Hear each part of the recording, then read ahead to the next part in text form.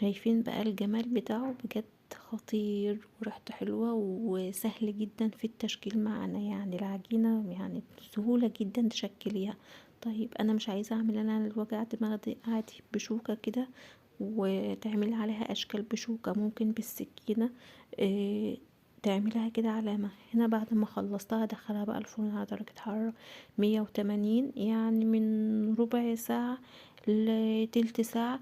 وهولع بعد ما تاخد البتاع من تحت كده لون ذهبي، القعر بتاعها من لون ذهبي. هفتح الشواية عليها من فوق شوية، لغاية بس ما اللون بتاعها يحمر كده شوية. شايفين هنا القرص بعد ما خرجت من الفرن، دي بعد ما بردت. شايفين ما شاء الله كانت جميلة جدا وبتفرط.